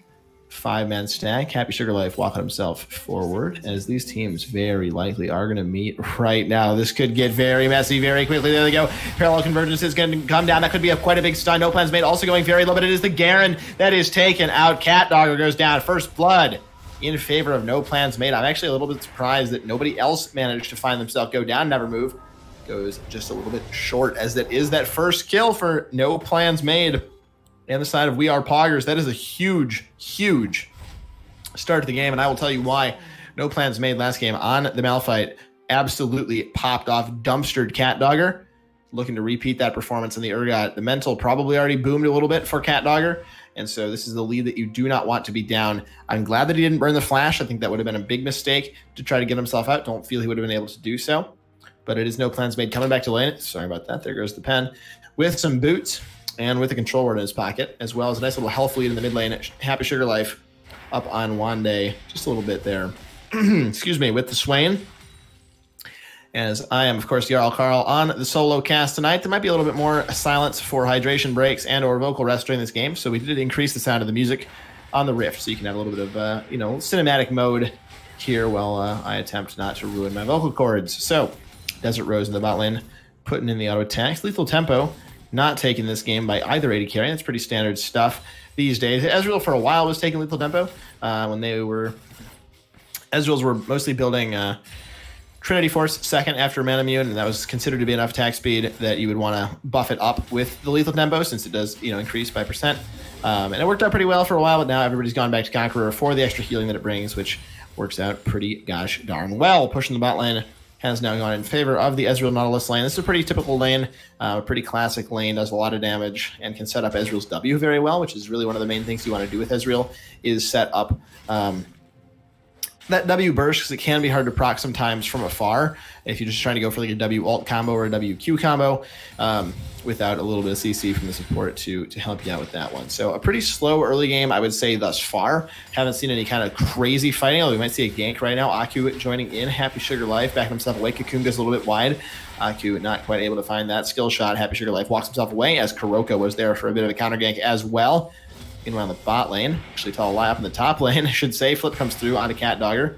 Takes a little bit of damage from No Plans Made, who's continuing the chase forward a little bit, procs that, press the attack, but nothing more to come of that one. Diana goes in onto Happy Sugar Life, pops the Eye of Sauron back down, as that should be enough for the kill. Happy Sugar Life outplays Wande on that one. Aku is here potentially for a flash forward with the Cocoon. Is it going to be available? He has Repel available as well if he needs to drop the tower aggro, but in the end doesn't even need to do so. The flash in trades the kill back. So teleport is available for the Swain to get back to the lane just a little bit easier.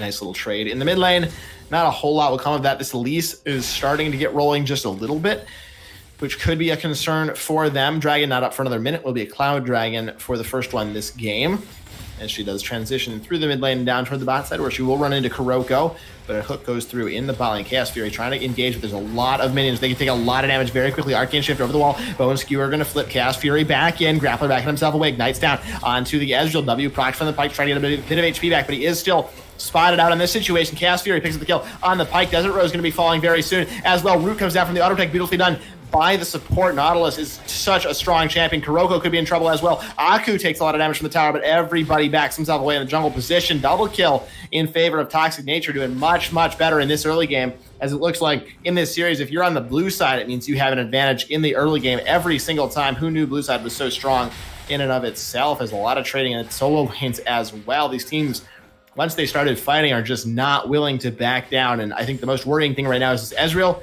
is about to steal this blue buff as well. Actually, don't give it to the Ezreal. I'm a little surprised to see that, but blue buff stolen over. Ezreal, a double kill for himself, goes back to base, 1,500 gold in the pocket. That should be the early tier, or actually goes for the Sheen.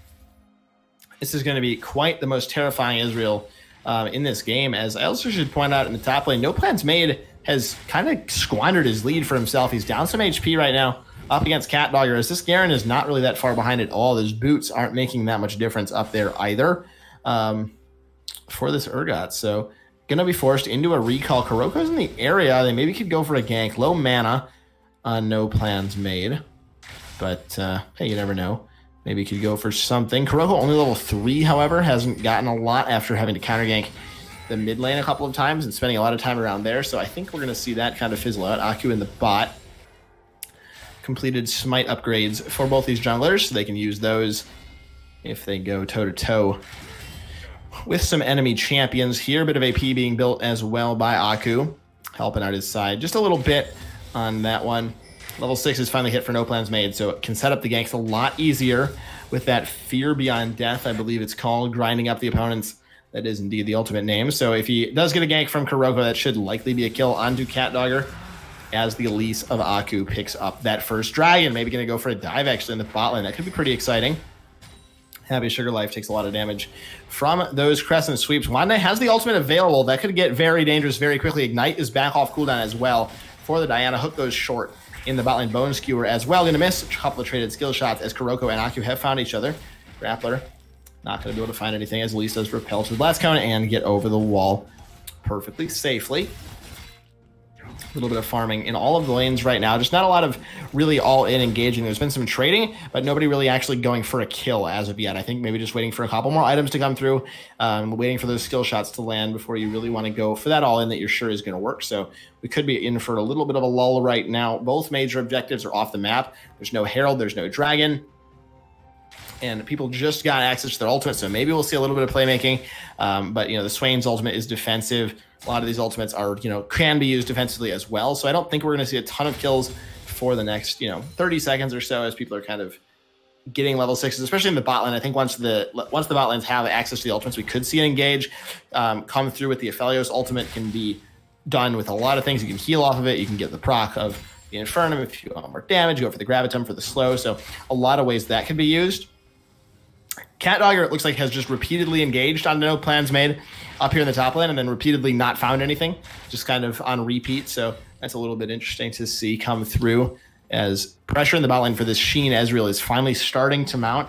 It hadn't been super strong, but he's up, around 20 CS as well as Kuroko is joining the bot lane. Gravitum as well at the root down onto Desert Rose, the flash from Pike. Not going to find anything. Bone Skewer as well gets canceled out, but it is the Nautilus left to dry. No flash available. Gaku trying to get himself away. Can he make up the distance? No, he can't. Kuroko finds the kill, but meanwhile in the mid lane, Swain has gone down. Happy Sugar Life, despite the Demonic Ascension, did end up falling to that gank, I do believe. Unlucky for him. Goes down 1 for 1 across the map, but I think a trade that actually does benefit side of Toxic Nature just a little bit at the end. It is a support for the mid laner, and they have this push in the mid lane for the Diana. Wanda getting some free farm and a couple of free tower plates for himself, in addition to the Herald now going down in favor of this Elise of Aku. So I think overall a small win for Toxic Nature, but nothing that can't be overcome, of course. Only a 2,000 goldie. That could balloon a little bit farther if this Herald is dropped in the mid lane. That would give a lot of plate money. A lot of plate money overall has so far gone in favor of Toxic Nature right now. 3 plates in the mid lane,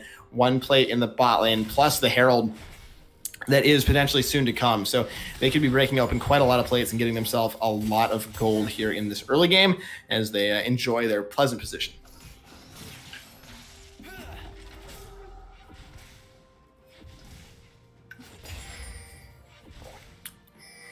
Nautilus roaming up into the mid lane, but there's no mid laner to help him out with this gank, so it's either going to have to be a lengthy roam or maybe just a support and jungle roam up in for this gank. Aku, there's a flash away from Happy Sugar Life, but he gets hit with the dredge line, and the cocoon goes a little bit wide, I do feel, but it doesn't make any difference. One more auto attack is going to be enough. Repel away to the creep. Aku very, very clean in that situation. A nice gank as this Swain really just having a pretty rough game so far.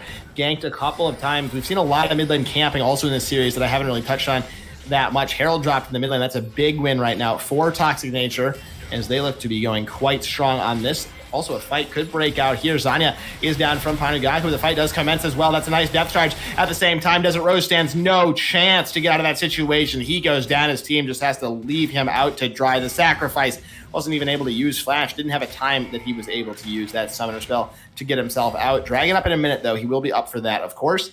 Back alive on the map right now. So we could still see a contest of this dragon. The Swain Demonic Ascension will be available for the dragon fight, which could prove to be rather pivotal.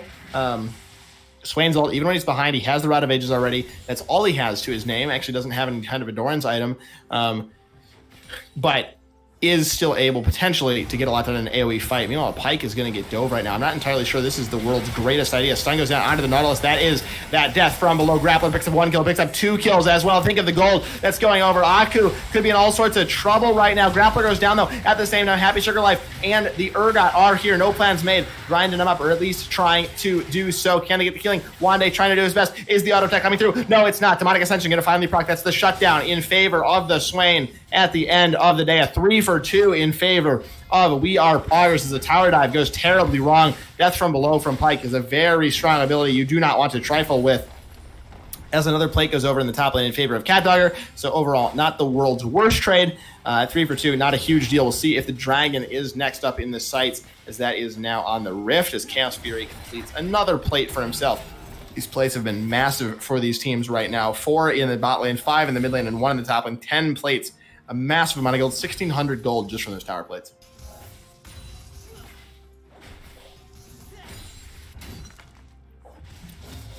Dragon now started up, and it should be going over pretty much uncontested for Toxic Nature, who, despite that little misstep on the dive, are still certainly in control of this game.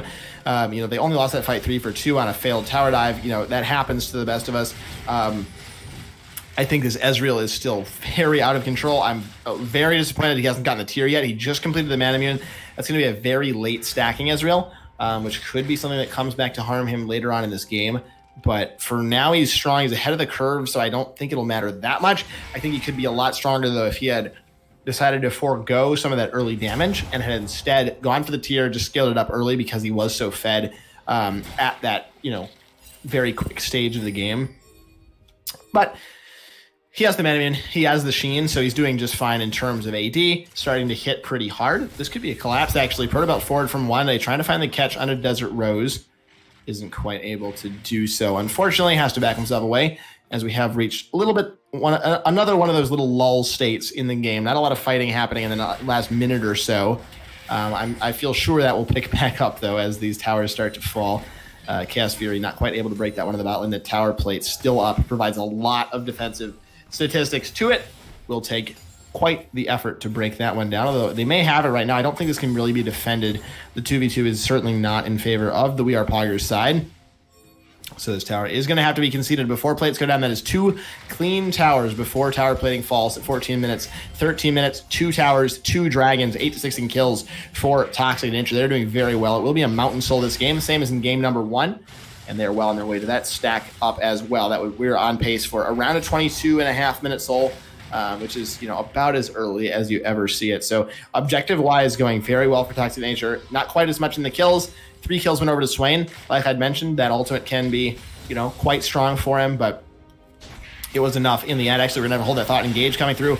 Aku getting himself out, repel up into the air, but he doesn't really have anywhere to go. Has to just go right back down. What goes up must come back down. That's the Moonfall. Comes through. Aku has fallen. Wande now is in this situation. Can he pick up the kill onto Kuroko? The Ignite is going to be enough. Yes, it will. Wande able to trade that one back. But in the end, a terrible fight for the side of Toxic Nature, as Aku just caught face-checking that bush up a river without a paddle. Wasn't able to get out of that situation. Didn't have anything to repel to, unfortunately. There just had to go right back down into that parallel convergence, got stunned up and went down immediately. Wande isn't really strong enough to save his jungler there. Does trade 1 kill back on the enemy jungler, but in the end, it is just that 2-for-1. So another bad fight taken by Toxic Nature.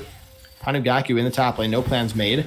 Gets, you know, Arcane shifted on, but nothing else going to come of that, I don't feel. Stuck under his tower. I'm not entirely sure they can dive him. This seems pretty risky. They may try. I think with 3 members, they could easily. Diving an Urgot with just your bot lane seems wrought with peril without any poke really landing, as the Vision of Empire comes down from the Swain to further dissuade such an action. So back to just kind of chilling a little bit. Aku chilling in the jungle again, misses his cocoon for what feels like the 5th time this game, but he is able to get away. The Never Move also did not land, so sparing everybody any kind of a situation, as it looks like the pressure on this top lane tower might end up being too much. A lot of members for both sides congregating around this objective here, as the Herald, it looks like, is back on the map as well. A nice pick up, a lot of objective control. Maybe Toxic Nature only is able to control objectives from the blue side.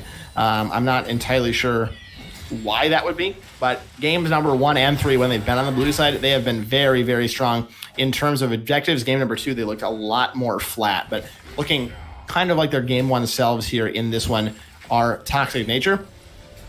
This tower is going to go down in the top lane. That will balloon the gold, lead to more than 4,000 gold. Chaos Fury and Panugaku taking that one down. So a very clean game so far. Tower in the mid lane also going to fall.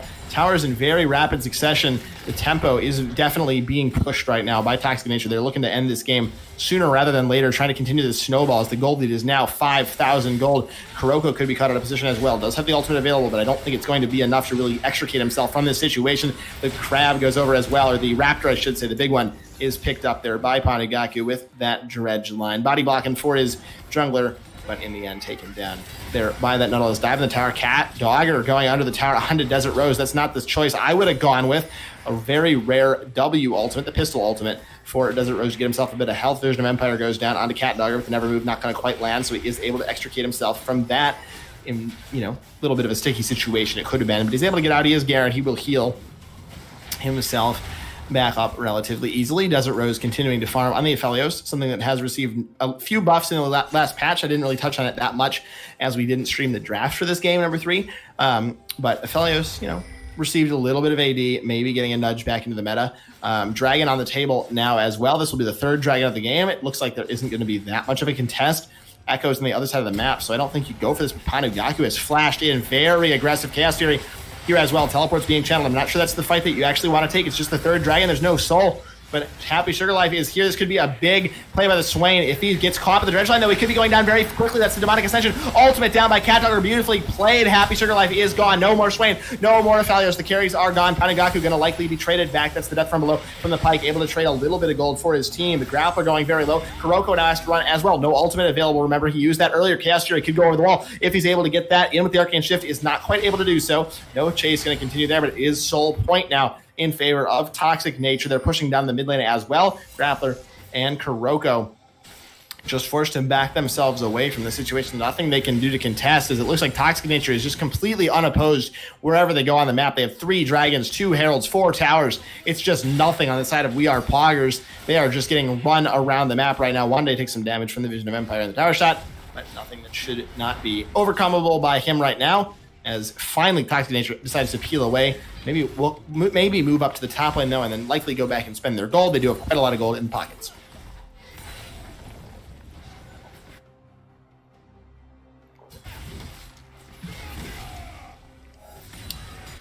Nice little red buff steal coming out as well, which is always nice to see. You always want to get the red buff on the Ezreal. If you are an AD carry main, you certainly will understand. It is always red buff. Red buff is more important than CS. It's more important than helping your team. It's more important than a team fight. I would not be surprised to see Chaos Fury go straight to his own red buff just to refresh that timer there for himself. He has completed the gauntlet a few minutes ago, working on either a Blade of the Ruined King or a Death Stance right now. You can't really tell. I would imagine a Death Stance. That is the by far more popular item to go 3rd, as we see Grappler clearing out some wards. Actually misses that one a little bit, unfortunately. Cat Dogger teleports down to the bot lane just to speed up his push a little bit more. They really want to keep the tempo up, and they have done very well at doing so all game. I don't expect them to, lay off that anytime soon. I think they'll continue to push as rapidly as possible, continue to try to find advantages, because it looks like when they are on the front foot that they're winning a lot more when they're not giving We Are Poggers a chance to react. And when We Are Poggers can't react, they have not been able to come up with anything. They've looked lost essentially in fights. So I think this is a very smart way to play the game. Pushing the bot lane makes a lot of sense. The push in the mid lane with the whole team. You send the Garen down to the side lane. He's a very strong split pusher. When he has Trinity Force, he takes towers very, very quickly. And it doesn't need to be a rapid push. You just want to keep the pressure up, right? It's not about pushing very quickly. It's just about making sure your opponents don't have time to ever get back in the game. They don't have a fight that they can actually win. Sure, Garen's going to go over this fight. There is the Fear Beyond Death comes out from No Plans Made. I actually tell a lie, it just was the E on the flip. But Cat Dogger is just going to heal up. I don't actually think his team needed to come help him. I guess they're just going to try to push this tower down. Not entirely sure how this one's going to work out. Bone Skewer goes out. Repel has to come down eventually, but Aku is able to keep himself safe. Nobody gets picked off. I really don't like the push actually by all 5 members, though they are able to get No Plans Made off of the tower. They may eventually be able to break this tower down, but I don't think they actually needed to bring the whole team over. They could have continued to pressure in the mid lane. Instead, they have Diana there. Wande in the mid, pushing himself in as the push continues in the bot as well.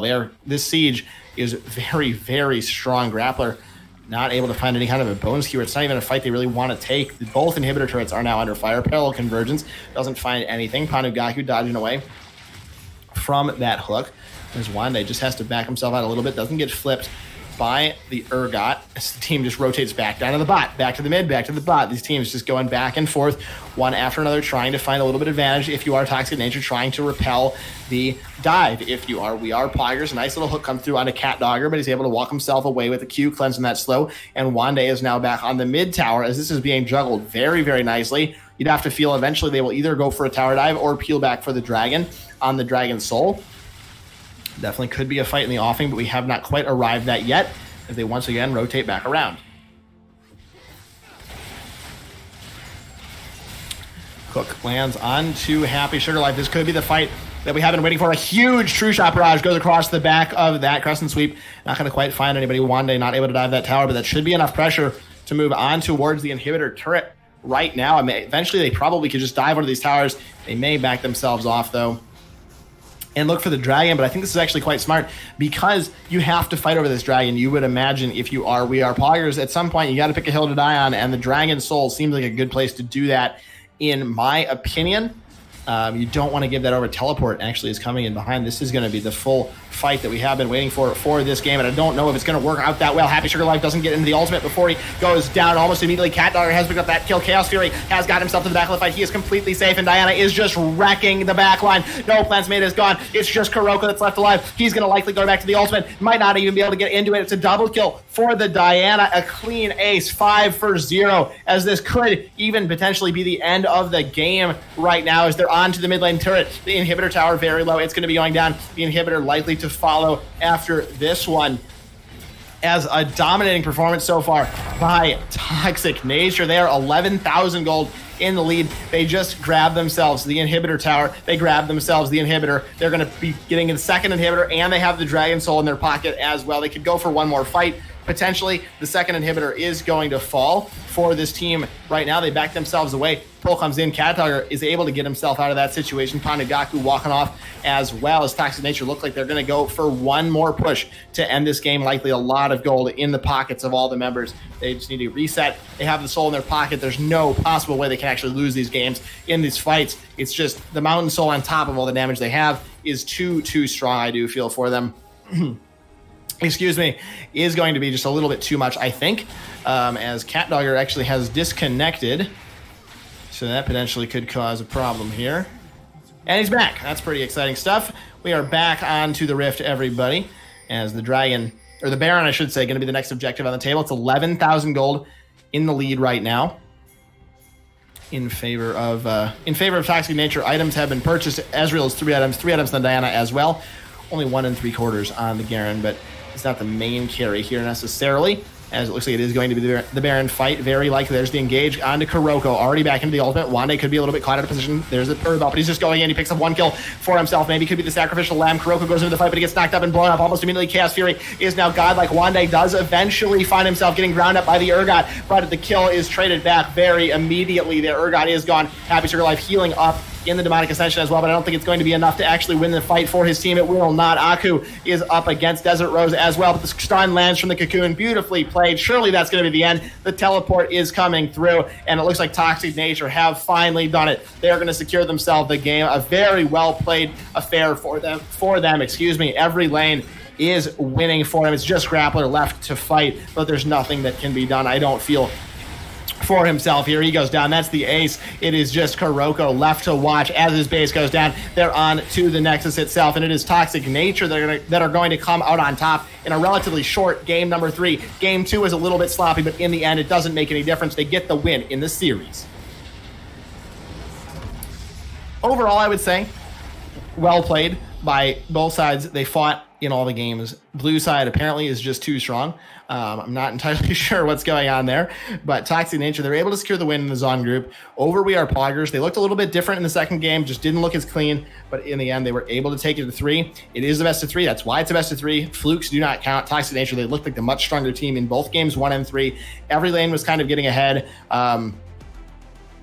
here, no plans made. Even with the first blood, wasn't really able to get anything over Cat Dogger. The Garen was pretty strong. Diana Ezreal also looked really, really good in this game. So overall, a pretty nice time. I had a fun time, even on the solo cast. So thank you all for sticking with us throughout tonight and the technical difficulties. But we are going to probably wrap it up relatively quickly here. We'll be back tomorrow with more games. It'll be myself and Baymax, on our Sunday show. It'll be myself and Ken, along with Tori, our host, with Disastrous Gang versus TG Ezreal, so the sister team of the game we were supposed to cast today. So you can check that out tomorrow. That's coming your way at 8 Eastern, and I do hope, and I can almost promise that it will actually start on time, unlike today's games.